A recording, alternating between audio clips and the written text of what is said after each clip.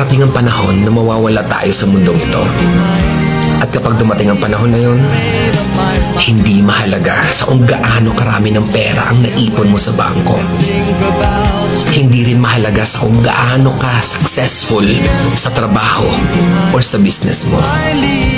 At lalong hindi mahalaga sa kung gaano kaganda ng mukha at ng katawan mo.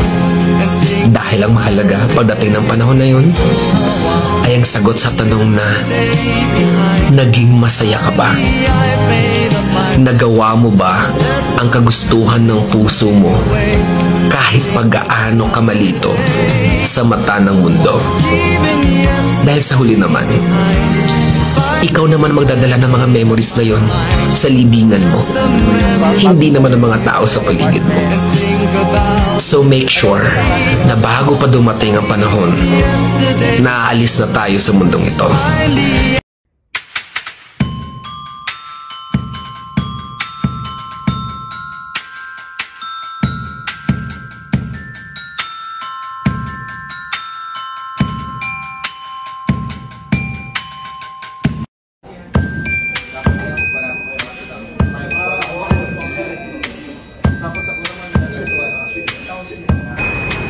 Going to Taichung.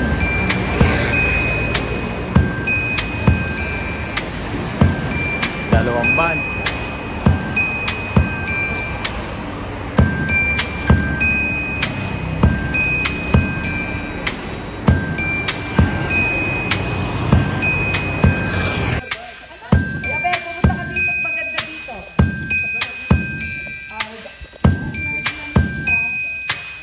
Daming karpa.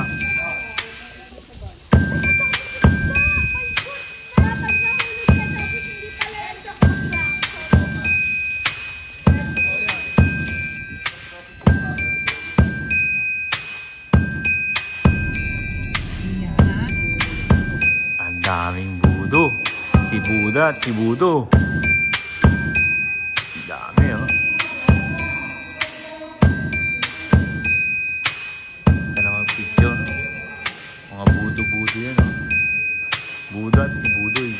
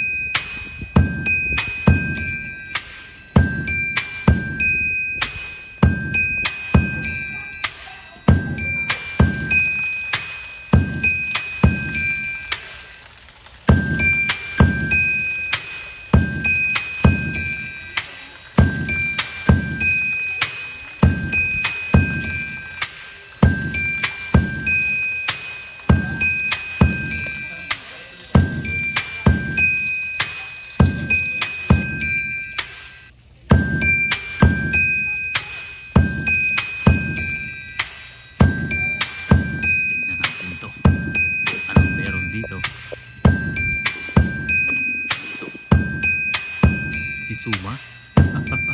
Si Suma. Si Suma nga to. Suma. Nakakatakot. Nakakatakot.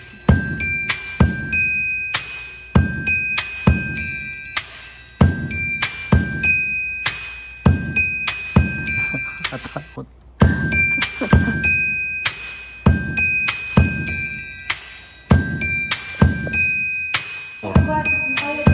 Buda, laki ng Buda. Buda, Budo, Buda.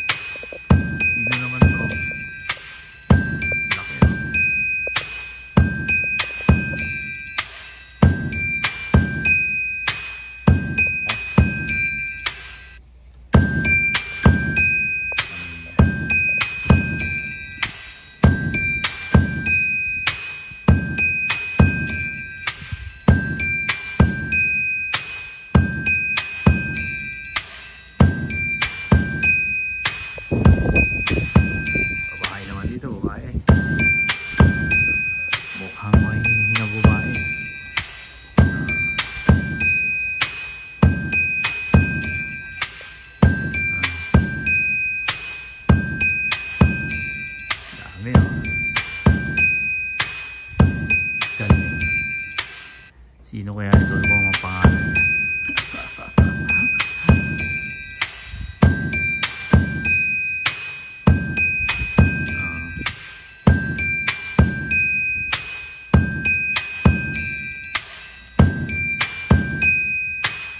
Dami.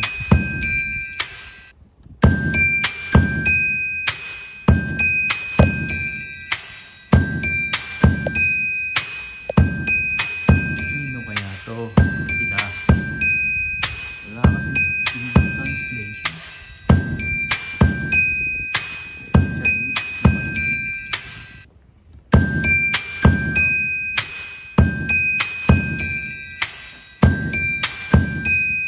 Flowers.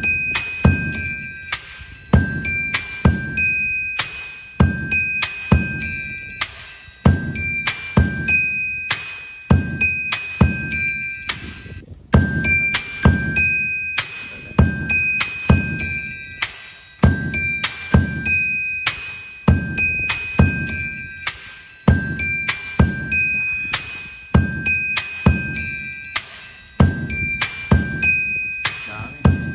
Ganyan. Oh, tawat ang kamay. Ano kaya to? Dami. Naka-revolver rito.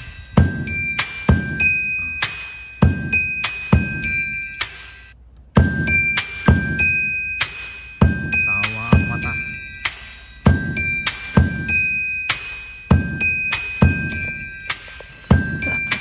Dami nito. Sawa sa Buddha. Si Buddha, si Budoy, si Baba, at si Ba. Dami ah.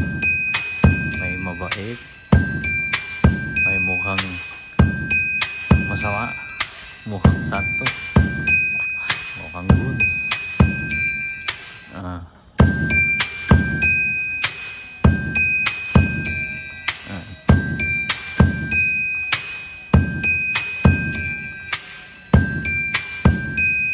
Apat ang kamay, 6.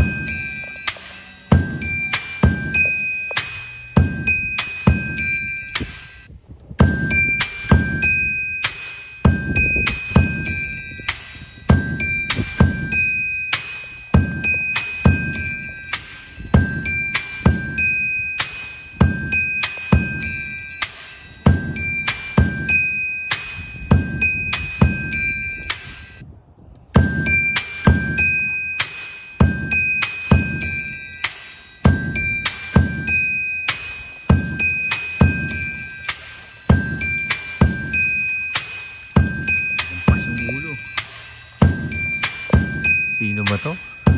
Wala kang katakot, oh. Ito naman nakangiti. Kanta. Tuguns.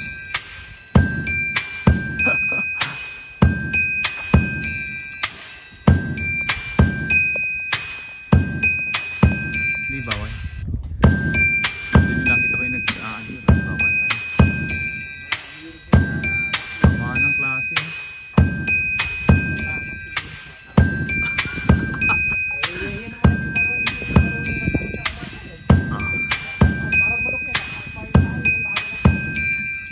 Nakakatakot.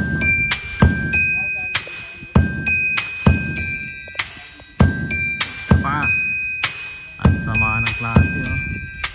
Nakakatakot. May inaantok, may galit, may mabait, may nakangiti. Oh. Ang content na naman to. Ay, chong. Punta natin yung malaking Buddha na yun. Oh, sasama ng klase.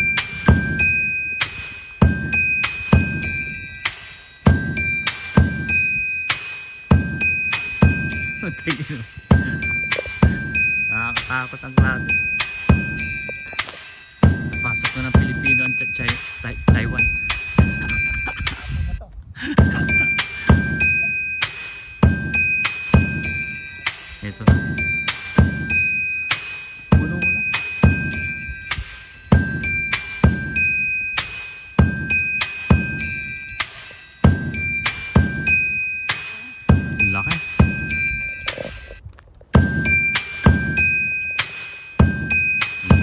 Buda? Sino kayang Buda na yan? Si Budoy.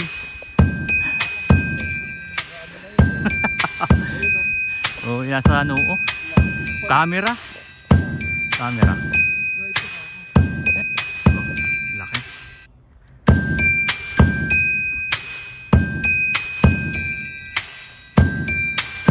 May camera, oh. Nakakita na tayo. Nakapaligiran na tayo.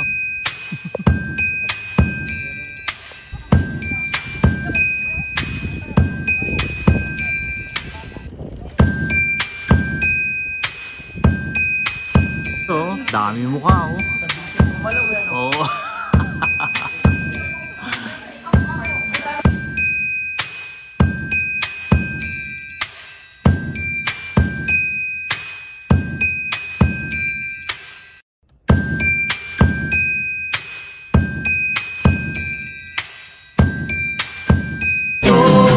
Darating ang panahon na mawawala tayo sa mundong ito. At kapag dumating ang panahon na yun, hindi mahalaga sa kung gaano karami ng pera ang naipon mo sa bangko. Hindi rin mahalaga sa kung gaano ka successful sa trabaho or sa business mo. At lalong hindi mahalaga sa kung gaano kaganda ng mukha at ng katawan mo. Dahil ang mahalaga pagdating ng panahon na yun ay ang sagot sa tanong na naging masaya ka ba? Nagawa mo ba ang kagustuhan ng puso mo kahit pag-gaano ka malito sa mata ng mundo? Dahil sa huli naman, ikaw naman magdadala ng mga memories na yon sa libingan mo. Hindi naman ang mga tao sa paligid mo. So make sure na bago pa dumating ang panahon, naaalis na tayo sa mundong ito.